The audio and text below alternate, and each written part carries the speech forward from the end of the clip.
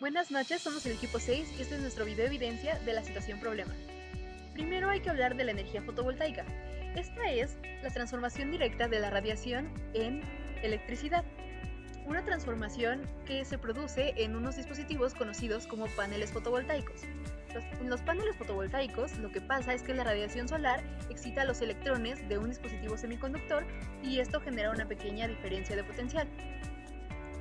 Estos paneles fotovoltaicos están formados por celdas fotovoltaicas. La razón de esto es que una sola celda no tiene el suficiente poder para generar grandes cantidades de energía. Hablando de la energía fotovoltaica en todo el mundo, en 2019 la energía solar representó el 2.7% de la electricidad producida en todo el mundo. Los líderes en este ámbito son China, seguido de Estados Unidos y Japón. La razón por la cual esta es una energía que está pues en auge es que el costo de la producción de 1 megavatio hora ha estado bajando y se han visto que hay un aumento de eficiencia en términos energéticos. En cuanto a México, descubrimos que en octubre del 2020 el 25.5% de la energía eléctrica de todo el país viene de energías limpias. Y de ese porcentaje, el 20.77% es energía solar. Por otro lado, pues la industria dio sus primeros pasos en 2017 y ahí se logró tener una capacidad de 0.67 gigawatts de energía. La generación de electricidad a través del sol ha crecido de un 3.1 gigawatts en 2018 a 5 en 2019. También el futuro de la energía fotovoltaica en México se ve bastante brillante. De hecho, se hizo una proyección para el 2030 y se espera un incremento en la capacidad instalada de 568.2%. Entonces, esto significaría un aumento de 1.031.2 megawatts a 6.890.9. También respecto a la generación eléctrica, esta se espera que incremente un 2.180.7%. Y finalmente se espera obtener un 12.697.1 gigawatts hora al final de este periodo de proyección y todo esto se puede ver en la tabla que tenemos a un lado. Bueno, después de la investigación se hicieron algunas simulaciones en un software conocido como Multisim, en donde se pueden simular circuitos eléctricos para obtener las características de corriente versus voltaje y de potencia versus voltaje de algunos arreglos con celdas fotovoltaicas.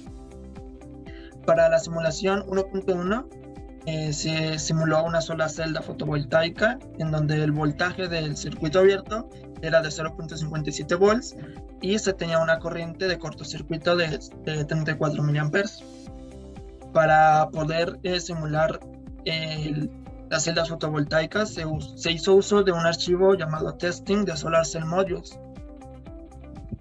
Para la simulación 1.2 se simuló un módulo formado por 6 celdas conectadas en serie y cada una de estas celdas tendría un valor de la corriente de cortocircuito de 100 miliamperes.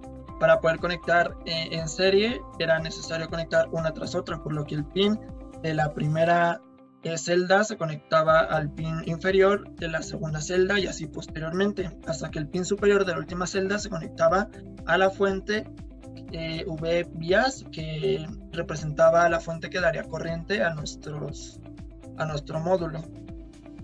Para la simulación 1.3 se hizo un arreglo solamente de 2 celdas fotovoltaicas con las mismas características que el arreglo 1.2, pero conectadas en paralelo. Para ello, los pines debían estar conectados al mismo sitio.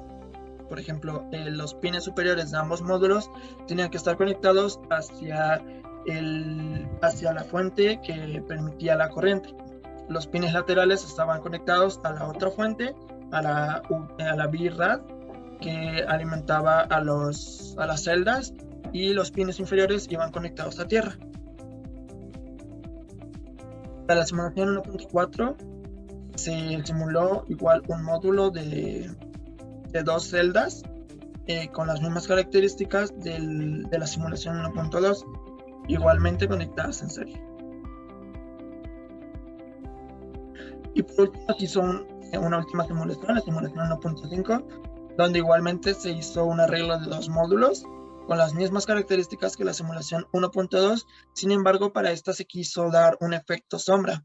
Para poder hacer este efecto era necesario que la fuente de alimentación del segundo módulo, de la segunda celda fotovoltaica, estuviera aparte que el de la primera. Para poder darle este efecto, la segunda fuente de alimentación tendría que tener un 70% del valor original de voltaje que la primera. Como se puede ver, la primera tenía un valor de 1000 volts, por lo que la segunda solamente tendría un valor de 700 volts. Ya después de hablar sobre las simulaciones, también se hicieron las gráficas de las mismas. Cabe mencionar que al ser toda una simulación, no se están tomando en cuenta diferentes factores que pueden llegar a afectar a los paneles fotovoltaicos en la vida real, como puede ser la temperatura, la irradiación solar, etc. Así que, como podemos ver a primera instancia, también se hicieron las gráficas de corriente voltaje versus voltaje y potencia versus voltaje, como se puede ver. Y como son en los casos siguientes, se puede ver que la potencia y la corriente llegan a un punto máximo, y en la cual se llega a su carga máxima de la celda, y a partir de esto va decayendo. Como se puede ver también en las siguientes, se ve que aunque están conectadas en serie y en paralelo, en serie se está predominando que la intensidad y la potencia está siendo constante, como se ve, mientras que el paralelo está llegando a tener una baja ya cuando está en su punto máximo. Y esto se ve que están siendo usadas con 6, en este caso, bueno, sus 6 celdas, como se nos pidió en la simulación. Ya en la siguiente, como dice, es una simulación de 2 arreglos. En este caso también igual se hicieron en serie y en paralelo, y mismo que antes se ve la falta, como está teniendo esta constancia la parte de serie de este circuito simulado, y en paralelo, aunque sigue haciendo sus 2 módulos, sigue estando cayendo y todo. Al final también tuvimos una simulación como si fuese con una nube tapase el panel y estuviese como al 70% de su energía, y aquí los números llegan a cambiar. En lugar de que fuese de 100, ahora está en 70%, e igualmente está ahí teniendo su carga muy continua y todo. Y al final, cuando tuvimos que exportar los valores, esto nos dio un poco más de conocimiento sobre cómo están las corrientes interactuando entre una y otra. Y en este caso, en la de hasta abajo, ahí se ve cómo está una intersección que hay, dando a entender que la intensidad está teniendo un aumento con el voltaje, aunque este está siendo pues fijo, que es de 0.07, y en ese caso da a entender que pues sigue cargándose esta celda aún con su voltaje, y no se ve desafortunadamente, pero se supone que también empezaría a decaer la corriente ya tocando el punto máximo, que como se sabe es la intensidad por el voltaje. Este es el cómo realizamos la experimentación práctica de la situación problema. Primero utilizamos los siguientes materiales. Utilizamos un potenciómetro como resistencia variable con el objetivo de poder variar el valor de la resistencia y así obtener diferentes valores de intensidad y de voltaje. También utilizamos diferentes cables de colores con pinzas caimán. Esto fue para que si teníamos que hacer alguna conexión o deshacer alguna conexión fuera mucho más fácil y nos tardamos menos tiempo. También utilizamos ondas solares que daban un voltaje de 0.9 volts y todas las mediciones se realizaron con el multímetro. Hicimos 2 arreglos diferentes de celdas solares, uno en serie y uno en paralelo. Para tomar los valores, primero se varió un poco el valor de la resistencia y después se anotó el valor que se obtenía en el multímetro para el voltaje y para la corriente. Y así fuimos obteniendo los valores que se encuentran en las tablas que están aquí. Después, los valores de estas tablas se exportaron a Excel para realizar las gráficas de voltaje contra intensidad. Una vez realizadas las gráficas de voltaje contra intensidad, pudimos apreciar que en el arreglo de celdas en paralelo y en el arreglo de celdas en serie que estaba cubierto, hay una relación lineal entre el voltaje y la intensidad. Sin embargo, como se puede ver ahí, en el arreglo de celdas en serie que no estaba cubierto, no hay una relación lineal. Esto se lo adjudicamos a que seguramente en el momento de tomar las mediciones había mucha sombra o la iluminación estaba variando, lo que seguramente afectó a los resultados que se tenían y por eso se ve una parábola en vez de una relación lineal. Después de eso, comparamos las gráficas que se obtuvieron mediante datos simulados y los datos experimentales. Y nos dimos cuenta que tienen comportamientos muy similares, a excepción de la relación en serie, pues ambas tienen una relación lineal entre el voltaje y la intensidad. A lo largo de este proyecto aprendí cosas de gran valor, como hacer conexiones en serie y paralelo de componentes eléctricos y aplicarlos a un objetivo específico.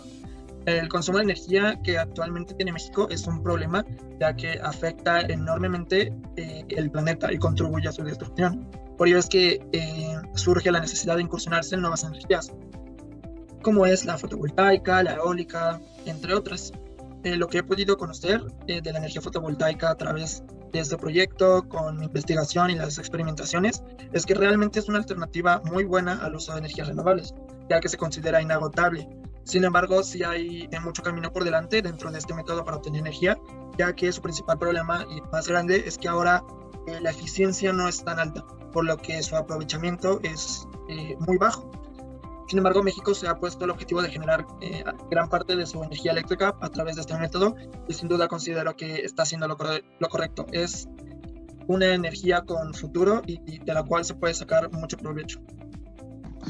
Esta práctica me ayudó a darme cuenta de lo importante que es invertir en energías renovables, como la energía solar, y de lo mucho que hace falta este tipo de tecnología en México, ya que es una gran manera de obtener energía limpia sin necesidad de realizar muchos procesos complicados antes, a diferencia de otro tipo de energías renovables, como pueden ser la geotérmica o la nuclear, que involucran una serie de procesos muy complicados para conseguir energía limpia.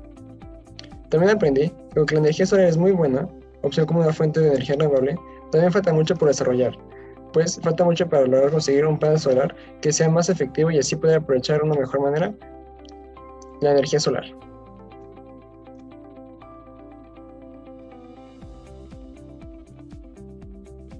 Esta situación problema me fue de gran ayuda, ya que me di cuenta del impacto negativo que genera la producción de energía eléctrica y por ende de la apuesta que representan todas estas energías renovables para el desarrollo de nuestra sociedad de ahora en adelante. También aprendí que a pesar de lo sencillo que parece utilizar la energía fotovoltaica y de lo conveniente que son todas las ventajas de utilizarla, aún es un campo que no alcanza su máxima expresión. También esto me lleva a pensar que aún hay mucho espacio de crecimiento para el mismo campo y que esa búsqueda por la celda solar que tenga la eficiencia más cercana al 100% todavía está lejana. Finalmente, aprendí a utilizar conceptos y leyes, así como simuladores, para generar datos que después pude rectificar en modo práctico. Pues al final de todo de lo que vimos y bueno, en mi caso lo que tuve que aprender sobre las celdas fotovoltaicas es que son muy importantes en sentido para tener una mejorar el consumo de energía que hay en el mundo e incluso en México, porque como no se está aprovechando tanto, no se ha visto mucho el interés o tanto pues el que las personas lleguen y quieran que también tener esta ventaja de poder generar su propia energía, pues es algo que no lo había pensado tanto, pero ya con el proyecto y todo lo que hicimos siento que va a ser algo muy importante a futuro que tengamos en mente. Y pues a la vez son formas en las que aprendí a cómo se simulan ciertos pues cuestiones de cómo funcionan las celdas fotovoltaicas, ya sea en físico o en pues simulación, y eso es algo que nunca he tomado en cuenta, así que es muy importante para mí seguir aprendiendo de esto y pues que los demás sigan teniendo esta forma de ver este recurso natural renovable.